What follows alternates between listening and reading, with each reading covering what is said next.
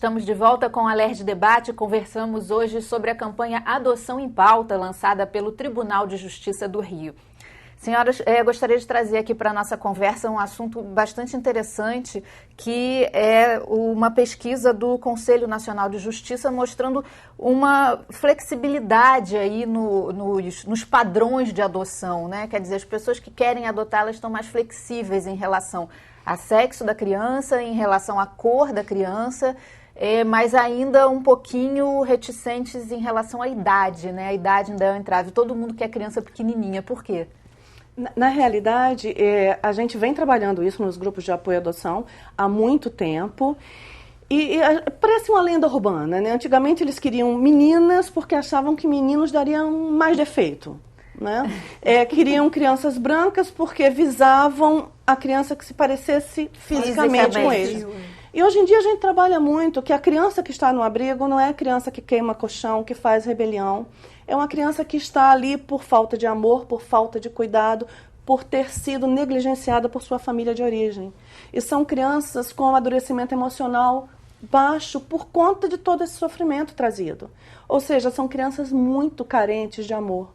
Então, se a gente consegue levar isso aos habilitandos, de forma que eles entendam que o filho, ele não precisa nascer com 0, ele pode nascer com 5, 6, 7 anos e vai nascer para você como um recém-nascido, os horizontes com relação à adoção de crianças maiores, ele realmente se abrem. É interessante que as pessoas, assim, a maioria, a preferência pelo bebê, algumas famílias que eu converso, eu tenho um desejo de passar por todas as fases, troca de fraldinha e tal. E aí quando eu começo a conversar com elas e mostrar que a troca da fraldinha, a troca da roupinha se dá não só pela fraldinha em si, sim, né? E que a criança, por exemplo, o meu perfil é o contrário da maioria. Eu já me identifico, assim, na questão da adoção, mas com as crianças a partir dos 5 anos, que é o que a maioria deseja menos dos 5 anos. Porque eu vejo a troca da fraldinha como vestir a roupinha dele, como na minha cabeça eu vejo assim. Então o importante é o amor, o carinho, o afeto, o abraço. Gente, quando a gente chega, e eles nos escolhem de fato, hein? Sim. Eles olham, são tantos que olham e tantos que nos escolhem que a gente às vezes fica assim, meu Deus, acho que vou ter que pegar uns 30. Gente, o exercício da maternidade e da paternidade, né, da parentalidade responsável, ele independe da idade da criança. Verdade. Agora é interessante que ela começou, Silvana, no início da matéria, chegou a falar da questão da adoção tardia, colocando a idade de 8 anos, acima de 8 anos. Só que há mais de 10 anos atrás, a adoção tardia era acima de 2 anos. Então a gente já vê que a gente já mudou também o conceito de adoção tardia. Exatamente. Já avançamos, porque há 20 anos atrás não se adotava com mais de 2 anos. Não. Então já houve um aumento, tanto que hoje a gente já começa a falar de adoção tardia acima de 8, como se 5 não fosse tardia. Então isso já significa que nós já avançamos também na idade, queremos avançar mais, mas de qualquer maneira já houve um aumento significativo da questão da idade de 10 anos para cá. É claro que isso não é um aumento de 6 meses, de 1 ano, que se vai... É um trabalho constante, mas que já houve uma melhora na idade, já houve sim. E tem aumentado o número de crianças adotadas nessa idade, que chamam mais tardia? Sim, temos. Eu, por exemplo, estou fazendo, esse mês eu estou fazendo 2 adoções de crianças de 7 ou 8 anos. Tem mais 2 a fazer mês que vem, nessa mesma faixa de idade. Então, tem tido um aumento. É claro que o número de crianças nessa faixa de idade também é maior, o que significa dizer que às vezes nem todas entram no processo de adoção, porque o número de habilitados ainda é menor do que o número de crianças nessa idade disponível.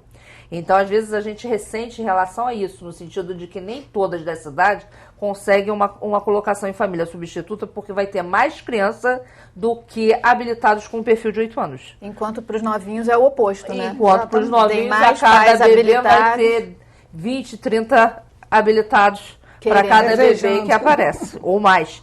Que é um número, para quem quer bebê, é um número muito alto. Então, assim, realmente o que acontece? Se a criança bebê, ela sai com uma facilidade muito grande, porque sempre vai ter um número de interessados muito maior do que o número de bebês que vão aparecer disponíveis para adoção. Entendi. Outro problema também que a gente até estava conversando é a questão dos irmãos, né? Grupos de Exatamente. irmãos. Qual é a importância? Eles sempre devem ser adotados juntos? Alguns sim, outros não? Como é que é A essa doutora Mônica relação? fala disso até com mais, lógico, mais precisão do que a gente, mas a gente acompanha casais que adotaram em conjunto, um grupo de 5 irmãos, 2 foram adotados por um casal, 2 por outro e 1 por outro. Esse casal já tem uns 6 anos essa adoção. Eles se reúnem uma vez por mês. Para juntar as crianças. Para juntar as crianças, é super interessante. E as crianças já estão grandes hoje, então eles falam pelo Skype, eles são amigos no Facebook. E independentemente deles terem sobrenomes diferentes, São irmãos. são irmãos. Isso é bastante interessante, porque o estado do Rio de Janeiro, geograficamente, não é um estado muito grande, né? Diferente do estado de São Paulo, da Bahia, sobretudo. Então, esse desmembramento de irmãos por famílias que possam se encontrar facilita bastante também para a gente, porque estamos num espaço geográfico pequeno quando conseguimos que um grupo seja todo colocado dentro do estado do Rio de Janeiro, né? Seja colocado em família substituta, todas No mesmo daqui. estado. E é óbvio que a gente está vivendo também num mundo globalizado, onde todos têm celular, todo mundo tem WhatsApp, todo mundo tem Facebook, e as crianças falam entre si também por esses meios que há 20 anos atrás não seria possível, que há 20 anos atrás só seria possível no encontro presencial. Então hoje tem essa troca até por Skype, em suma, vários meios que as crianças podem manter contato mesmo não morando na mesma família, que muitas vezes se torna inviável pelos números grandes de irmãos, né? Nós temos grupo de 6, temos grupo de 7, já tive grupo de 8 irmãos. E a dificuldade financeira das pessoas que adotam Sim, também, é né? verdade. A dificuldade financeira é um dos fatores, a dificuldade de tempo, porque as pra pessoas cuidar. precisam trabalhar, trabalham 8 horas por dia, gastam pelo menos 2 a 3 horas de transporte para ida e chegada do trabalho. Então, hoje, numa cidade urbana como é o Rio de Janeiro, é inviável uma família ter 7 ou 8 filhos. É totalmente inviável. E as crianças não podem ficar a vida toda dentro de um abrigo até completar 18 anos, aguardando que exista uma família que tenha condições Raríssima. de ficar Com De quase acolher 8. todos de uma vez. todos de uma vez. Não tem condições. Então, E só uma dúvida, quando é feito o processo, a criança ganha o sobrenome daquela família ou não necessariamente? não ganha o sobrenome da família, mas eu já tive casos, esses são excepcionais, sobretudo casos de órfãos, em que a criança optou de manter também o nome da mãe morta. Então, mantém o nome da mãe morta e acrescenta o nome Da nova dos família. adotantes. E também é interessante dizer que pode alterar o prenome, porque muitos não sabem. A criança, no processo de adoção, pode escolher um novo nome. Então, se a criança não gostar... Isso acontece? Acontece, Se ela não gosta do Tivemos nome um dela, caso de 2 irmãos adolescentes, onde a alteração de nome foi assim, radical. Que a doutora Mônica pediu para que eles ratificassem a alteração, porque era muito grande, a garota falou que era Catarina com 2 N's. Ela fez questão de colocar os 2 N's. E quantos anos ela tem, a Catarina? Tinha 16 anos. 16 anos. ela queria, ela sonhava com esse Ela nome. sonhava com aquele nome. Mas eu já tive 16 anos já está bem decidida, né? Com certeza.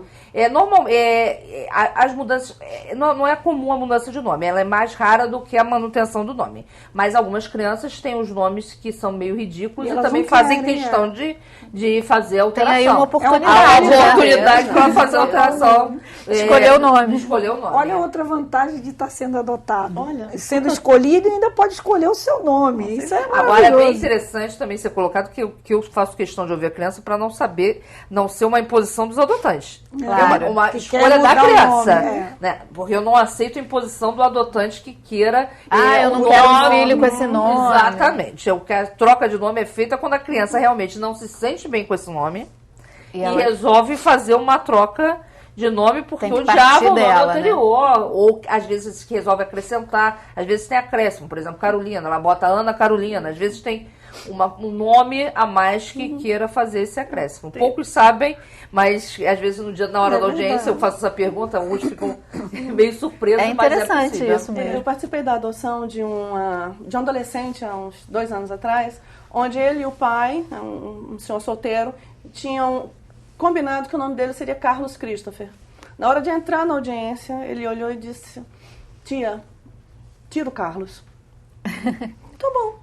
Aí foi ouvido, tirou o Carlos, ficou só com o nome de Christopher.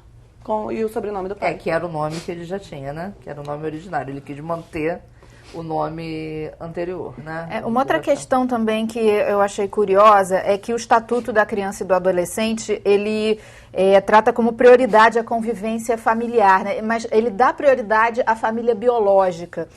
O quanto isso prejudica, às vezes, você conseguir colocar essa criança numa família adotiva, se você tem que estar sempre procurando um tio, um avô ou alguém que possa ficar com essa criança? Bom, o Estatuto da Criança teve uma alteração no ano de 2009. E no ano de 2009 consta expressamente de que a família biológica que tem preferência é a família biológica que tem a elo de afetividade com a criança.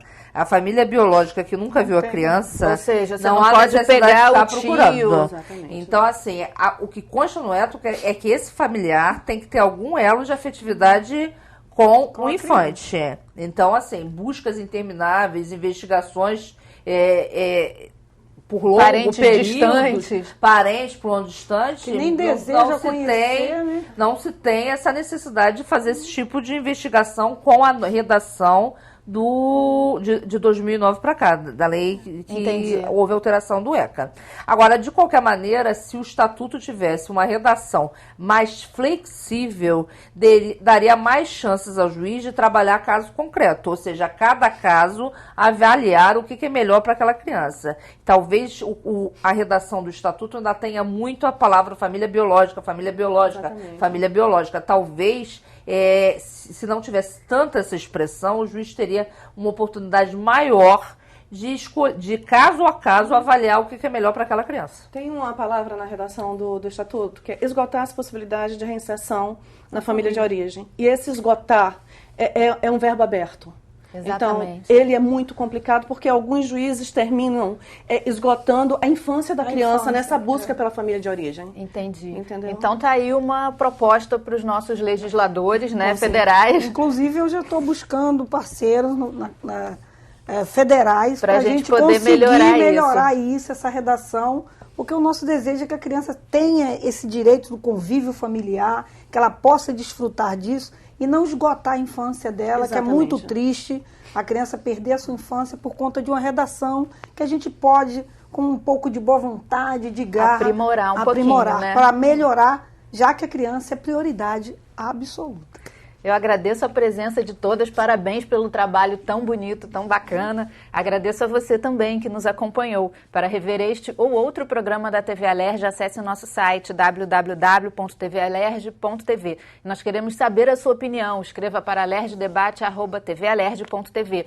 Até a próxima. TV Alerj, o canal do povo fluminense.